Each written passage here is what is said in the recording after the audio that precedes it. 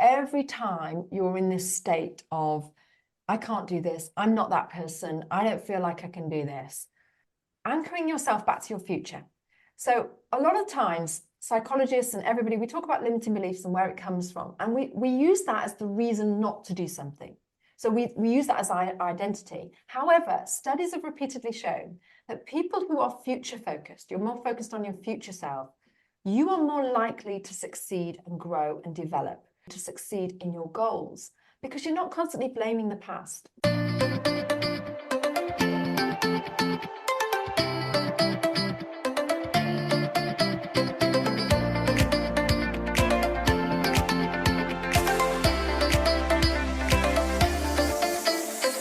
This is Find Joy with Joyan Season 2, where joy gets stronger, our community gets bigger, and together we become better versions of ourselves in a world full of limitless possibilities. I'm your host, Joyan Chan.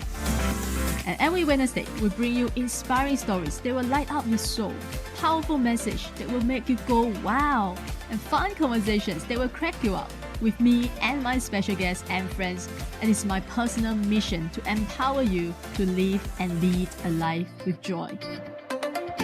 If you are new here, this podcast is for you if you are looking for more joy, courage, passion, and purpose in your life. We dive deep into mindset mastery, spirituality, love and relationship matters, and how to manifest more success and abundance in all aspects of your life, however that looks. This podcast has got your back every step of the way. Now, without further ado, get ready to laugh, learn, and live your life to the fullest. Our guest today became a trapped corporate tech career mom who achieved her career goal to become a tech leader only to hit life-transforming burnout. She went from burnout to breakthrough, becoming an unleashed lifestyle entrepreneur as a transformed woman. But it wasn't plain sailing. She found once the structure is removed, starting a business demands a whole new you.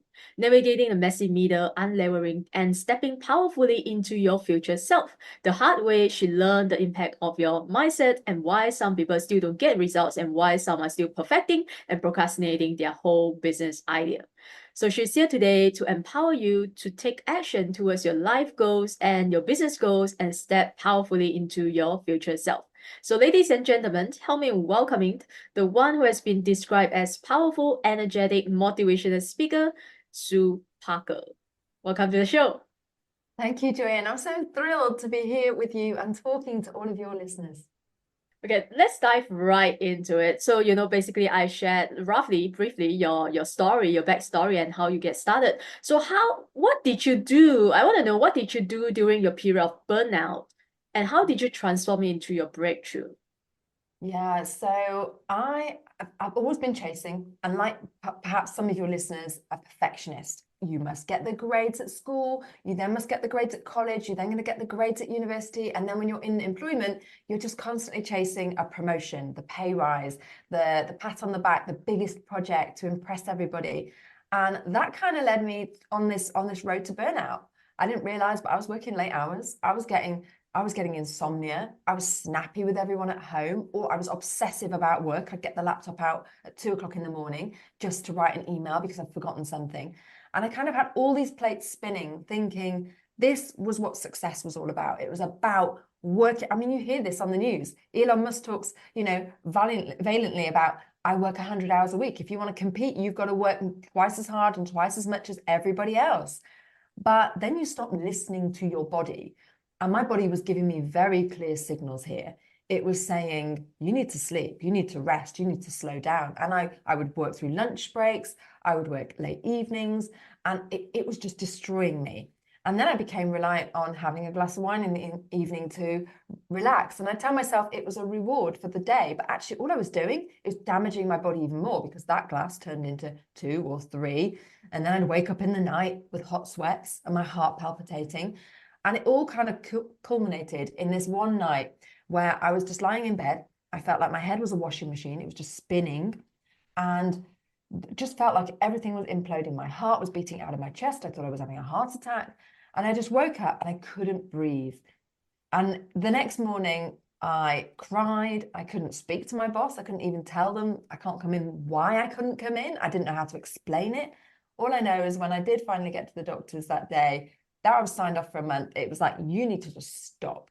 You have got severe stress and burnout. Wow. You are hitting clinical depression with the way I just couldn't stop crying. Once I'd opened the floodgates, it was there. So my boss kept wanting to talk to me, and all day long I was just avoiding it because I couldn't face what was really going on. That felt like failure. You know, when you've been people pleasing and you have been trying to perform and be the perfectionist and get the grades for all that time and build up to, you know, a head of department career, you then realize I can't do it. So that, for me, was a massive defining moment. But it took me a long time to not be the victim, because for about a year, I was sort of saying, it's their fault. I blame them.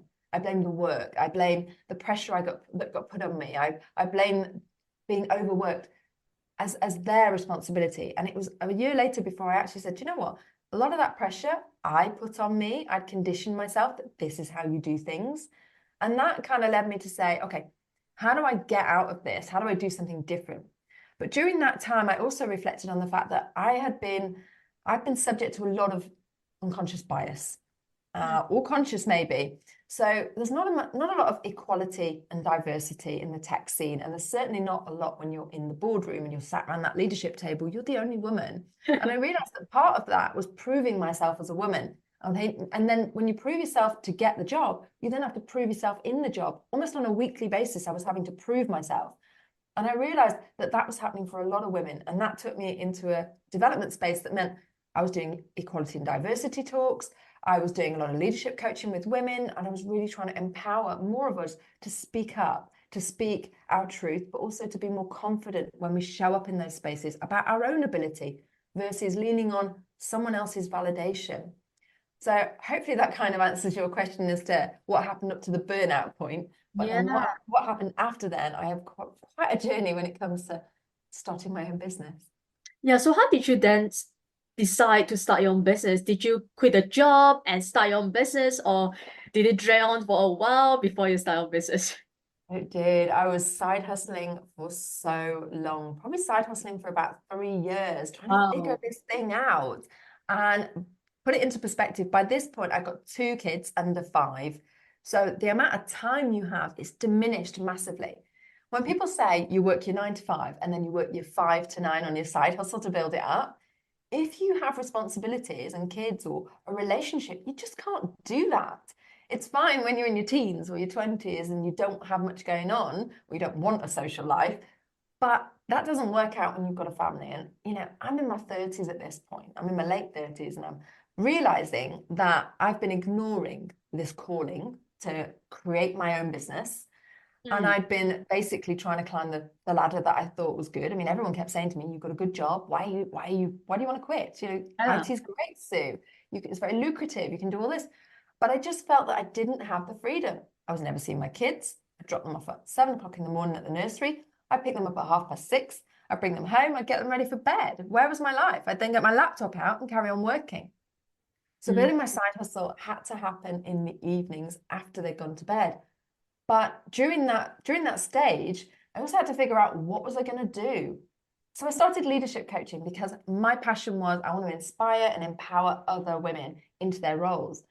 And the more sessions I had, the more I realized I was frustrated, really frustrated for them, that they were experiencing some of these things. And they weren't getting the freedom and the flexibility and the acknowledgement and recognition that they deserved. And for some reason, they just couldn't step into that. And that really bothered me. And then one day somebody said, hey, you started a business and you did this online thing where you set up this thing where you could watch videos. Basically, it was an online course and a membership. How did you do that?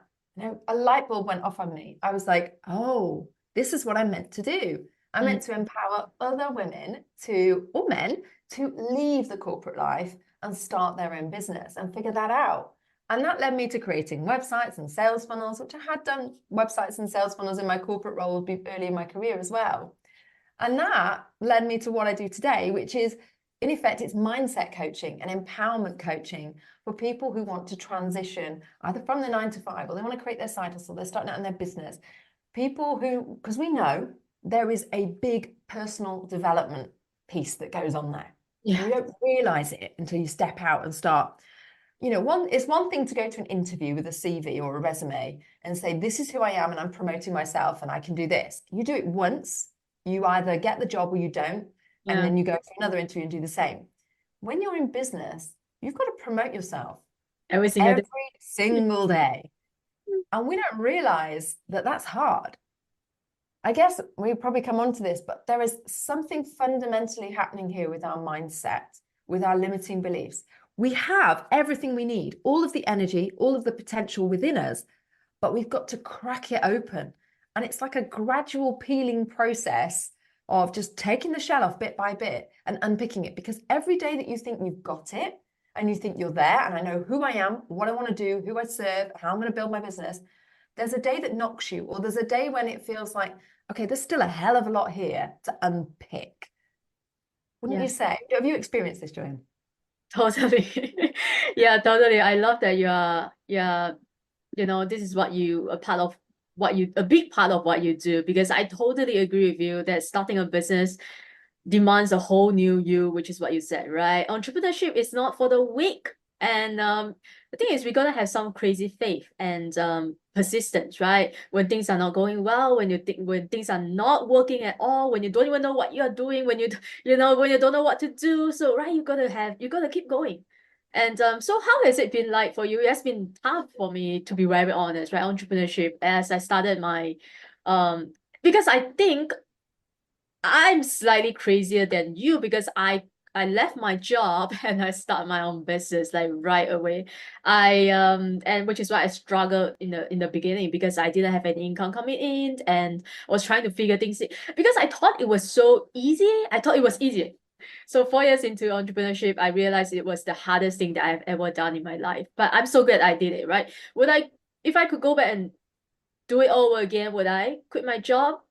I think I will still quit my job, because if you don't quit your job, of course, I would love to hear what would you say, right? If you don't quit a job, you always stay in the comfort zone. You always be in that safety net. You always have money coming in. So you won't be hustling, although it's not healthy to a certain extent, but you won't be working so hard because you have nothing. Because now you have to make things work, right? And it's this pressure. But also unhealthy to a certain extent, like I said. So it's also toxic, right? When you have all this pressure that you have to make things happen.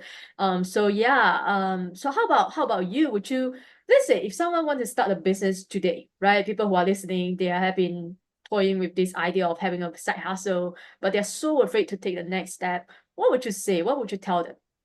Oh, I'm so glad you bring this up. There is such mixed advice out there, isn't there, about Yeah. this? It's, what do you do? And here's the thing, for as long as you have your job and you have that safety net, there is a part of you that's not going to go all in on your business. You're like, I'm 90% in, but I'm just going to see. People say this, I'm just going to see if it'll work out. Well, I've got news for you. With that attitude, it doesn't ever work out, because your brain is constantly looking for reasons why it's going to fail, because you're waiting to see it fail. Your brain's trying to protect you all of the time and keep you in your comfort zone. Because we're conditioned and we've learned that we get a salary in a job, a guaranteed salary. In entrepreneurship, you don't. There is massive uncertainty around that.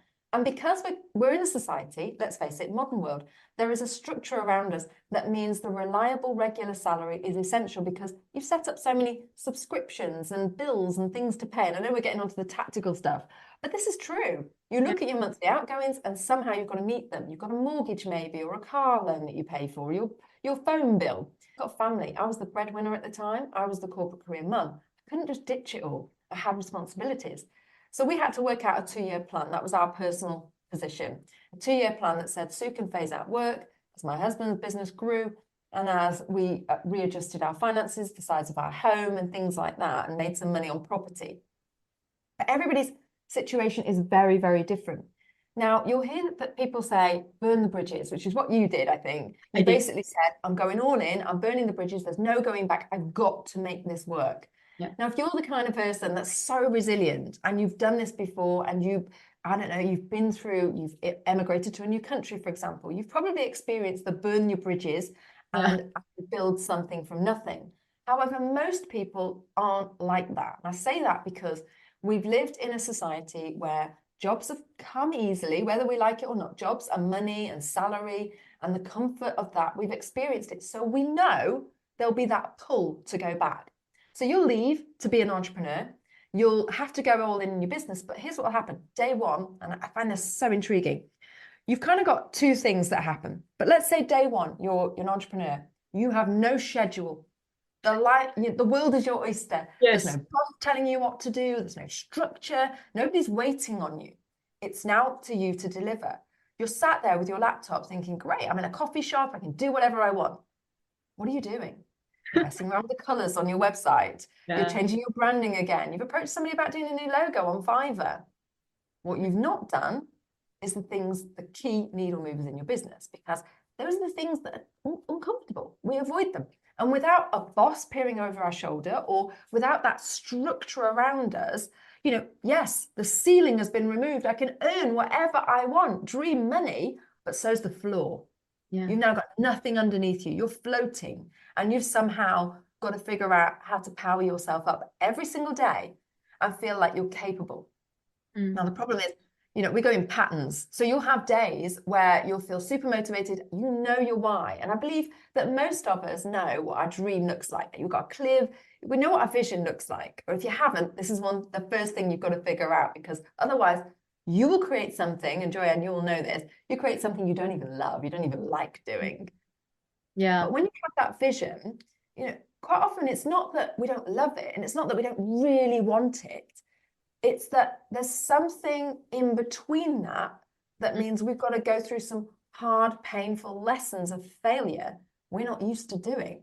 Your first post on social media isn't going to fly. Your first post is going to feel uncomfortable, because all of a sudden your friends, your family, people who knew you as project manager, a web developer, all of a sudden see you doing something different, and you feel, oh, I'm in the spotlight. No, you're not, because most people are still thinking about themselves. But the point is, you've got to put yourself in those uncomfortable positions every single day. So I guess to answer your question, I would say you need a plan. And I would say you still need to keep your eye on earning. And the reason, earning to pay your bills. And the reason I say that is, when you leave and you all of a sudden have the pressure to make money, you chase money and not your vision. All of a sudden, the vision and what you want to do and the why goes out the window, because you need to make a sale now to pay your bills. And when you're focusing on the money, you're not in a creative space where you feel that you can do that. But I would say you need to develop a mindset that says, this corporate job that is in the backbone here, it's not that you're not burning bridges. It's just that you're saying, this is the old me, and I'm stepping into the new me when I do my side hustle. And over the gradual 2 years, when you build it up, or 1 year, to be honest, you need to scale that back. I needed to scale that back to 6 months, really. Over that time, you're stepping into your future self. So compartmentally in your mind, that's your past, and your present and future is stepping into becoming an entrepreneur. So when you introduce yourself, you no longer introduce yourself as a project manager or a web developer. You now introduce yourself as what your business does. You step gradually over that time into those new shoes. Right. But without the pressure to make money from day one. So then when you get your first client, it's a bonus. And then you have in your mind a time frame when you phase that out. But the key thing is stepping into that identity. When I said most people sit here with their laptop and they don't have a ceiling or a floor, and we don't have a structure, and we don't know what to do, that's really true. And that's what's going to make your business fail. You have to figure out how to put the systems and structure in place to step into that person that you want to be. And I want to share something that was a bit of an epiphany for me. Sure. If you've ever done any ideal future self work, they ask you to describe who you want to be, what you want to do, what you want to have. And we do that. And we say, let's say I want to have £1 million business, or I want to have 1 million followers. And we all have that on our bucket lists, or somewhere on your vision or your goals, need to achieve X number of listeners. And we think that when we have those things, we will be that amazing, successful entrepreneur. Yeah. Do the philanthropy and appear on stages and speak confidently and empower our audience and coach people. But the reality is, that doesn't come until you have stepped into the shoes of that person. Right. So it goes in that order. You have to become that confident entrepreneur, that philanthropist, the person who knows your skill, your trade, and can speak it better than anybody else. Then you do the work. So I show up on stage, I show up, you show up on podcasts, you show up with your blog, you show up on social media, and then you get to have the rewards of the increased followers, the increased clients, the £1 million business, all of the stuff that you want. It's not in reverse. So stop saying, when I have my business success, then I'll feel better and I'll be this person. It's the other way around. Yeah. And that's the key to the whole puzzle of what's going on here.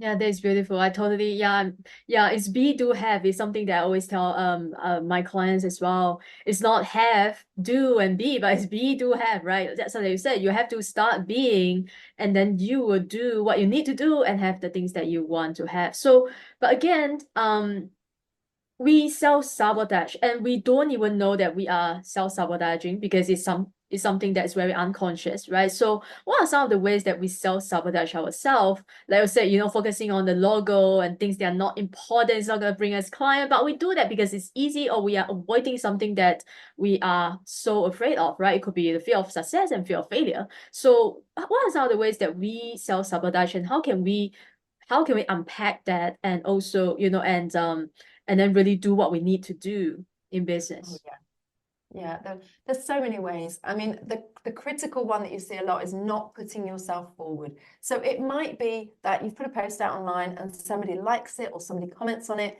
and instead of connecting with them in the DMs, connecting with them and asking them if you can give them any more or offer them your lead magnet, you wait for them to ask you. They're not going to ask you. Look at the big leaders in any industry. They're in the DMs, they're pinging people a message, they're commenting back and saying, hey, I've got a lead magnet you can have, or they're carrying on the conversation. We don't follow up, and that self-sabotages. But what it does is it makes us say, oh, see, nobody wanted to buy from me. No one wanted to sign up to my lead magnet. No one wanted to sign up to my webinar. That's just one way. There's other ways that we do it financially. I see this a lot where we have this financial temperature gauge. And we might be comfortable living £1,000 in our overdraft every single month. And as soon as you have a bit more money coming in, you get yourself back to that £1,000 overdraft again. You self-sabotage by spending it, frittering it, doing something with it, because you're not comfortable with that temperature gauge of having that amount of money. We do it with relationships. Something's going really well, so we've just got to find something to have an argument about. Yeah. We do it in all aspects of our life. You might be trying to work with somebody and collaborate with somebody. You're going to find a reason why the collaboration won't work. You're going to find a reason why you shouldn't go and speak at that event. It doesn't work for you, or they didn't ask you, they didn't want you, you don't fit into the title that they want on their event. Self-sabotage happens behind the scenes. We can't even understand it half the time. We don't even realize we're doing it. But the most prominent way it shows up as an entrepreneur is just about that promotion piece. We don't like to sell ourselves. It feels icky. We don't like to get in somebody's inbox. And instead, we kind of need to flip the narrative. And that's why I'm saying about not chasing the money. It's not about chasing the money, but chasing the serve. I want to serve you. I want to show you what I can do. I want to show you how you can improve your website. Whatever it is that you do, that's where you need to flip the narrative and say, I just show up and serve, and therefore I deserve this, and I'm okay to do this. But there's still something holding you back. It's like that egg that I talked about, that shell that's overlapping everything. You've got to peel that back. You've got limiting beliefs and you've got stories in there. And, some of these stories we can talk about have gone back to childhood. Some of them would have gone back to schooling. Where did you fit in school? I heard this a lot recently. If you were one of the popular kids at school, then the chances are you think you'll be popular outside of school. But most kids weren't popular in school. They weren't in that pecking order. Everybody else just fit it. They were just there. And now all of a sudden in the social media world, you're like, oh, it's like a popularity contest all over again. It's like school playing out.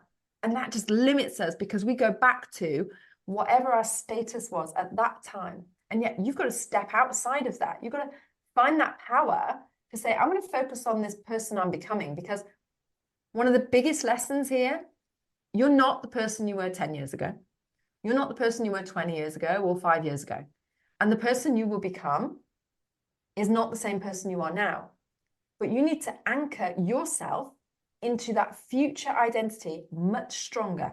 You need to get clear on who they are, what they do, what their habits are, how they think, what would they do in this moment? Because that's what your future demands of you. So, but okay, so what are some of the would say exercises that perhaps we can do? Because one thing that I do is visualization, right? Every morning I visualize the life that I want, my dream life. And but again, when we are as an entrepreneur, as a business owner, sometimes we are overwhelmed with so many things that there are so many things we need to do, right? I'm sure we can relate to this. And when you don't have any help, when you don't have the money to hire someone, you have to do everything by yourself, and you have to do things that you don't even want to do, right? So like designing the logo. So you're struggling, you're overwhelmed with, especially for you have kids, you have life, a relationship, and also trying to get your business off the ground. And how do we stay focused and really like anchor in our vision and the person that we are becoming when there's so many things going on around us like all the time? Yeah, that's such a great question. And fundamentally, it comes down to having a really good self-care ritual. I'm not going to say routine, but self-care ritual. And that visualization that you talked about, I want to pick on that. That's a big one, massive, huge. Do it right when you wake up, do it right before bed as you're about to go to sleep, because that is when your brain is most susceptible and the brain can't tell the difference between real and imagination. The more frequently you do it, that visualization will become true. However, if you're visualizing, like most people do, I live in a beach house, I'm looking over the bay, I've got the dream life I want, I'm living by the sea. You're visualizing the goal, you're visualizing the end point. What most of us don't do and must do is visualize doing the work. That's what you've got to do. So if you want to show up on stages, you have got to visualize yourself confidently preparing your speech, delivering your talk, your TEDx talk, or whatever it is. You've got to show up and imagine yourself coaching people, podcasting, whatever it is. And that's what we don't do. We focus on the goal. We don't focus on the doing. It's the doing and how you do it, the person you've become in order to do it. So when you're doing your visualization, that's the first thing you need to switch out. So this self-care ritual has to include that visualization. But here's the thing, like you said, when we get overwhelmed, there's too much on my list, I want to skip these things. When it becomes a ritual, you don't skip these things. I can tell you honestly, the days that I have done this and the days I haven't, are my mindset, my levels of anxiety are massively different. When you do this visualization, you show up more confident, you show up more with a positive growth mindset than you do when you haven't done that. So that's really important. But during the day, things can go wrong. And what we don't always allow for is like micro recovery periods. So these are little rest moments where you can tap back into your vision, your why, your dream, and that you're on the right path. We get overwhelmed, and by lunchtime we think, well, I'll just work at my laptop, especially if you're side hustling and you're in your job, because I would leave my desk, I would take my personal laptop into a room and I would carry on that. And I wouldn't have my lunch or a break until I'd finished it. The problem with that is you're heading for burnout, but also you're not giving yourself the space to sort of take it all in. Now, overwhelm, the best way of dealing with stressful situations and overwhelm is to put some distance between you and what's going on. You then get perspective. Because here's what's happened. We get stuck in the busy work. So everything feels like it's a must do. I must do this. I must do this. It's working. It must be working. I don't know, but I'm doing it anyway. I haven't got time to measure it. Let's keep doing it. Everybody tells me to do it. And then what you do is you basically step away, have some distance, go for a walk in a green space is the best thing you can do, whether it just be stand out in the garden, look at the trees, whether it's a walk, you've got a woodland walk near you or a track. Getting outside with nature, having a few minutes, trying to switch off, and subconsciously, as you're walking in this green space, your mind will come up with solutions. People have got to be listening and nodding and going, I've experienced this. When you take yourself out, walking meetings became very popular at my company. I introduced them. And it just allowed creativity to flow, but also open dialogue. The same thing happens in your brain. When you're out, you've taken that disconnect, you're in nature, you can disconnect from the problem. It'll keep coming back to your brain. But by the end of that walk, might be 10 minutes, you'll have the answers to, this is what I'm not doing anymore. This is what I'm delegating. And this is what I'm focusing on. The distance also allows your nervous system to calm. And that puts you back in control. You're no longer in fight or flight. Because when you're in overwhelm, you're fight or flight. And that's not going to be productive. And also the adrenaline, it's exhausting. It's pumping you with stress hormone. It's making you, it's going to affect your sleep and everything else. Take the break, put some distance between you and the problem or the overwhelm, get some clarity, focus on your vision, why you're doing it, come back, and you'll notice your shoulders should drop.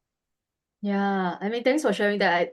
I realize it's been one of the most important rituals, as you said, in my own journey as well. When I realize I'm getting overwhelmed or anxious or just stressed out, we really need to step out of that space and maybe you just go for a walk or sit in the meditation or just, get out of the room, right? I remember there was one of my guests, she said that to me, just get out of the room because you need to shift your energy because that room is giving you all this stress, anxiety, right? And I realized every time, yes, I have a workspace, and every time I'm in this space, I'm focused, I am energetic, but sometimes I'm also stressed, right, in this space. So sometimes you just need to get out of the room and, like you said, go outside, have some fresh air. That's hard, isn't it? Yeah. Because in that moment, you're overwhelmed, you've got too much to do. Taking a break is counterintuitive, surely. If I step out, I'm being lazy, I'm avoiding the work, I'm procrastinating. Because we tell ourselves, you're being lazy, you're not working hard enough. Other people work harder, they stay up late at night. What's wrong with you? Why can't you do it? You're procrastinating. But if we actually look at the studies, and Google did this, Microsoft did this, when people don't have a break, they become less productive. We've all done that either in a corporate role or in your business where you've carried your laptop around all day. Now work will expand to fit the time that you give it. So if you're going to give it 24 hours of your day, it's going to expand to fit it. It doesn't mean you're productive. You're doing the right work. And this is the key thing. When you do put that distance and take that break and go out the room, whatever you do, you are allowing yourself to recharge, come back more energized, but also to figure out what the right next step is. And in business, often it's about the right next step. It's not doing every step. There are very few founders that can do every step for the reasons you've already highlighted, but you can take the right next step. And it's that makes the difference. So when we are feeling lost, confused, and uncertain as entrepreneurs, how do we figure out what the next right step is? Oh yeah, that's such a great question. And I've tried this every way, and I've tried this with clients every which way, is how do we do this? And I've listened to lots of experts. Dr. Cal Newport, for example, is a really great example. He does the book Deep Work, and he talks about how you can sort of tap into the neuroscience, if you like, of this. But here's the thing. The chances are in that overwhelmed stress state, you can't see things clearly. It's like when you're in it, you can't see it, but you can see answers for everybody else. You probably get on a coaching call, Joyan, and you know the answers for your client. When they're launching their podcast, you're like, no, this is what you need to do. But for them, they're in the midst of it. They just can't see with all this cloud. They're surrounded by thick fog. And that's what you're like when you're stressed and you're overwhelmed. And those methods that you've already talked about, taking space, meditating, taking a break, visualizing, that's when your intuition starts to come in. But the problem is most of us have been ignoring and suppressing our intuition for a long time. We've been listening to advice outside of us. We've been listening to all the other signs and what people think. And I want to ask anybody who's had a business idea, when you've listened to advice from somebody else, what happened to the vision of your business idea? Did it get clearer or did it get cloudier? Cloudier, I guess. Yeah. See, there's this tipping point about decision making. Some information is good, a little bit of information, but the problem is when you give somebody too much information, they start to make bad decisions. Now, you can use this, for example, with medics. You know, doctors are given lots of information about the patient, what's wrong with them. And the more they collect, the more confused they tend to get about what could be the problem. Now, I feel for doctors, I really do, because I don't know how they diagnose half of this stuff. You know, the number of diseases and treatments are just endless. Yeah. But the more and more data they collect, they found that they just started making worse decisions, because then they'd start to jump on the next thing and the next thing. We've probably all had it where you spoke to a couple of experts about something, you wanted some advice, and you kind of got a feel for what you wanted to do. And then you decided to go on a hunt of YouTube videos and podcasts, and maybe did a course and then another course, and they all contradicted each other. And now you don't know what to do, and you make the wrong decision, and you reflect back and go, I just wished I just did what my first idea was after I spoke to those two people. That's the tipping point. So I guess my first piece of advice would be, do not go on a rabbit warren of YouTube videos of different people to find out what you should do. That's the first thing. But figuring out what to do is very much about listening to your gut and your intuition alongside your strongest values. Because when you listen to everybody else, it might be right for them to do that, but that doesn't mean it was right for you. And sometimes your next right action is different to somebody else's. And you could argue, well, it's business, it's strategy. Surely it's the same for everybody, but it's not. The business is, if it's you, if it's your brand, if you're a solopreneur, then at the heart of it has to be your why. It has to be your vision.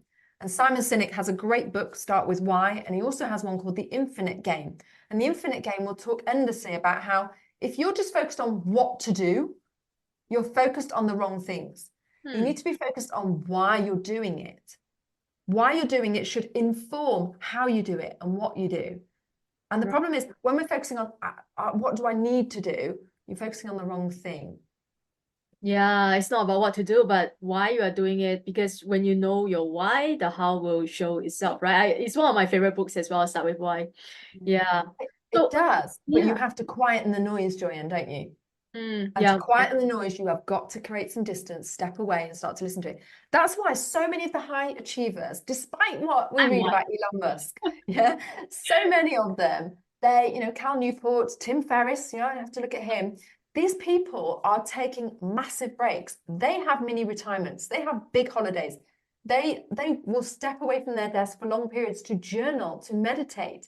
Einstein did it. You know, we know it's important, but we ignore it because it feels counterintuitive to what is productive and what is effective. Yeah. And I think one thing is that, and this is true for me, because when I was still trying to build my business, right, I was thinking I cannot go on holiday because my business is not there yet. I'm not there yet, right? I have to be there. Then I can take a holiday, right? So yeah, I think most people can relate to that. So okay, the next thing that I'll talk to you about is procrastination, because I know you mentioned it throughout the whole conversation. I think it's the biggest thing that's holding people back from starting a business, starting a podcast, right? Starting a YouTube channel. So how do we overcome procrastination? And sometimes I still procrastinate and I'm wondering why, you know, so how do we, you know, overcome procrastination and really take action consistently? You know, there's one thing that's really made a difference for myself and for my coaching clients when it comes to pinpointing the reason for your procrastination. Right. And that is journaling. It's writing down at that moment. So grab your journal. Okay, what do I need to do now? And why am I not doing it? What could be going on? And when you start to get down to the root cause, you realize you've got a limiting belief there that you need to reframe or you need to challenge. And when you're logically challenging in your journal, you then go, okay, this is ridiculous, absolutely ridiculous. And sometimes it might be that friendly ear that says, what have you got to lose? What are you doing here? And that will really help you to start to address the root cause of it. But ultimately, procrastination happens when we don't have the structure around us, that infrastructure, like you have in a job that says you've got to do it. And it can happen because you haven't got a scheduled meeting. I mean, I know this, and you might know this from your podcast. If you've ever done solo episodes, it's easy to go, I'm going to record this afternoon and not do it. Yes. But if you have an interview and you're scheduled with somebody, you do it. Yes. Mm-hmm. So what you've done there is you've put an infrastructure in place, a meeting, a scheduled with somebody. That means you can't not do it. So we started creating things like co-working calls. And this is basically a group of entrepreneurs. We come together on Zoom every single week. We have a dedicated slot on a Tuesday morning that says we're going to sit down and we're going to commit at the start of the call to do a piece of work. And at the end of the call, we review how far we've got. Now, that gets over the starting, because procrastination is about getting over starting. It's not about the actual, you know, when you're in the thick of it, you're in the thick of it. You're in the deep work, you've got going. It's that motivation myth. We always think motivation comes first, but it doesn't. You have to get momentum, get over that inertia. So procrastination, in order to beat it, we've got to get started. So you can create infrastructure around it, meetings, scheduled things to get started. Or you can do what James Clear would advise in Atomic Habits. You can create false starts. You know, I'm just going to sit down here and write one sentence of this blog. I'm going to write the title of my podcast. And once you get into it, do you know what? It's easier to just carry on. It might be, if you're going to the gym, you know, we all need to exercise to move our bodies. This is quite holistic. When you're an entrepreneur, you realize that looking after your body, your mind, your soul, it comes out in your business, in everything. Yes. And that might mean you've got to put your running shoes on and you're going to step outside. And you say, I'm just going to step outside with my running clothes on and I'll go to the end of the drive and come back. And then you feel like an idiot because you've gone to the end of your drive and everybody's looking at you. Keep going.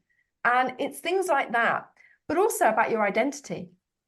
If you anchor something to your identity that says, this is what I do, to then not do it means you're going to feel uncomfortable. So uncomfortable. You're a podcaster. If you don't sit down and podcast, every time you say to somebody, I'm a podcaster, you're going to feel like a fraud. When you visualize being a podcaster, what a podcaster does, that sees you in front of the mic, you get started. So this morning, I'm just going to do a practice run of that podcast that I was going to record on Friday, just to practice. By the time you're halfway through, you're thinking, I might as well just record this. You've got started.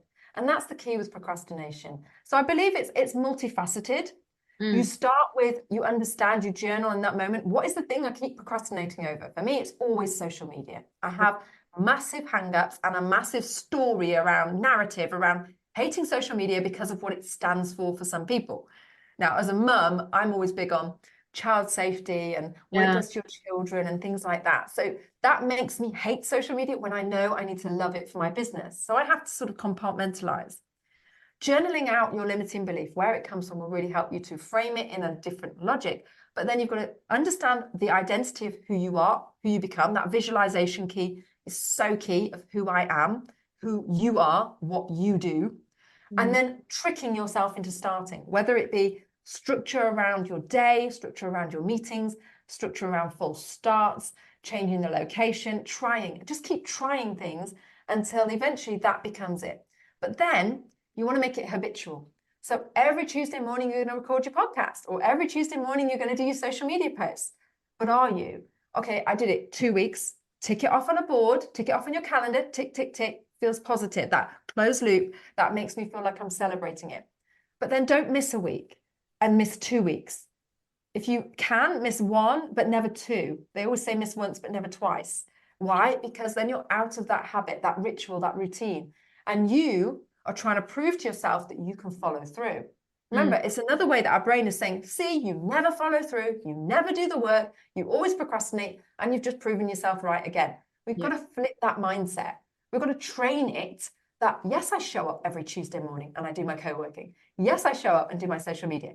Yes, I show up and do my podcast. So whatever it is, you need to train your brain. So it's multifaceted to get over procrastination. And I can definitely coach your people more into how to do this. And I'm sure you can too. It takes a lot of accountability. Sometimes, for every level, there's a new devil, they say. So you might overcome it at this stage of your business, but to scale, you've got to do the next level, and you need somebody to support and be your accountability. A lot of what I do in the coaching side is accountability. I'm like the challenging coach that won't let you off the hook, that'll send you messages, your WhatsApp saying, how many people did you call today? What happened to this webinar people last night? Did you get back to them? I'm that person, because I believe we all kind of need a boss that doesn't take no for an answer, so that you can then go, yeah, I can do this. Yeah, I do this. I am that person. And then you start to act it to become it. Yeah, so true. I think we all need a coach. If you can't do it yourself, if you can do it yourself, you will have done it yourself. It's one of my favorite sayings. So if you are not doing it, if you're still procrastinating it for years, I think it's time for you to get some help, right? Get a coach, get a podcasting coach, get a mentor, get a business coach, get an empowerment coach, right? Just like you, right? So before we end, is there anything else that you really want to share? Perhaps I didn't ask you, didn't let you. So I believe there's a big question that you can just ask yourself every time you're in this state of, I can't do this, I'm not that person, I don't feel like I can do this. Anchoring yourself back to your future. So a lot of times, psychologists and everybody, we talk about limiting beliefs and where it comes from. And we use that as the reason not to do something. So we use that as our identity. However, studies have repeatedly shown that people who are future focused, you're more focused on your future self, you are more likely to succeed and grow and develop. You're more likely to succeed in your goals because you're not constantly blaming the past. Psychologists might well focus on trauma and things like that, and you might need to heal something. But ultimately, it's your view of the future that will affect what happens to you. It's the reason why people go from extreme adversity to massive success, massive success. You read about these stories and you're in awe of them. But if you're anchoring to your past, then you are in the wrong place. So I always ask myself when I'm in these moments, what would the person I like to be do right now? I love that question. Yeah. And sometimes it can just shape you into, okay, that person doesn't do that. And if you don't know who that is, pick your idol, pick somebody that you idolize, that you would love to be, and say, how would that person do this? And that just helps you to raise your standards. And when you raise your standards, you're training yourself that you are capable of so much more because, my God, you are. Yeah, beautiful. I love that. The last question, what would that person do in this moment, right? My future self. Tell my listeners where they can find you and connect with you if they want to work with you. What are some of the ways of working with you? Absolutely. So you can find me sueparker.net. We can put the link in the show notes. I also have a podcast called The Lifestyle Entrepreneur Show where we talk all about this kind of stuff. And very similar to Joyan, I would love you to have a life full of joy and happiness and use your potential. That's the key thing here. I want to empower you to use all of your potential because there's nothing worse than regret at the end of your life. So take a listen to the Lifestyle Entrepreneur Show. You can get it anywhere you listen to your podcast. You can also find me on social media. I'm on Instagram and LinkedIn a lot. So thank you so much for allowing me to come on your show and talk to your audience, Joyan. It's been my pleasure. Thank you so much for your time again. Right, guys, I know you love this episode because you are listening to the very end. So I hope you're feeling empowered and motivated right now, but it's not enough. You're gonna take action, right? So go follow Sue and do all the exercises that she shared with us today. And I'll put all her links in the show notes below, her podcast, her website, her social media. So make sure you connect with her personally and thank her for coming to our show today. Also follow us on Instagram if you're not already, and remember to like and subscribe so you never miss another episode coming to you every Wednesday. And I will always leave you the same way as I leave with every other episode. Show up. The world needs you and you need you. Thanks for listening, and I wish you all a joyful and amazing day ahead. Thank you again for tuning into 5 Joy Joyan podcast. If you enjoyed today's episode, take a screenshot and share it on your IG story and take 5 Joy Joyan _podcast so I know you are listening. And leave us a positive review on Apple Podcasts if you haven't already done so. And remember to hit the subscribe button whether you are listening on Spotify, iTunes, Amazon Music, or any of your other favorite platforms. If you love what we are doing and want to become one of our sponsors, you can send me a DM to connect. And thanks for being here. I will see you soon in the next episode.